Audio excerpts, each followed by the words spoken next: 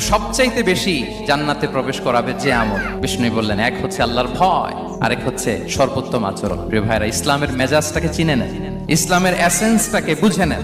আমরা ভালো আচরণকে গুরুত্ব দিতে চাই না।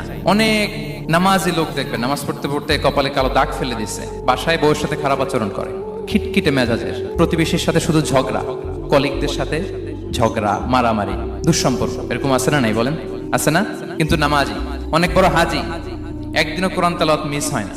তো এত আবাদত করেও সে ইসলামের আসল এসেন্সটাকে ধরতে পারেনি। বিষ্ণু বললেন, সবচেয়ে বেশি জান্নাতে প্রবেশ করাবে যে দুটি আমল, একটি হচ্ছে তাকওয়াল্লাহ, আল্লাহর ভয়, আরেকটি হচ্ছে উত্তম আচরণ, সর্বোত্তম আচরণ। তো আমরা যেন উত্তম আচরণের অধিকারী হই, আমার স্ত্রীর সাথে যেন ভালো আচরণ করি, প্রতিবেশীর সাথে যেন ভালো আচরণ করি, ছেলে মেয়েদের সাথে যেন আমাদের অ্যাটিটিউডটা ভালো থাকে, আচরণটা ভালো থাকে, কলিগের সাথে যেন ভালো থাকে। বিশ্বনবীর আচরণ যেমন ছিল তেমন আচরণ যেন আমরা গড়ে তুলতে পারি। আওয়াজ করে পড়ুন আমিন।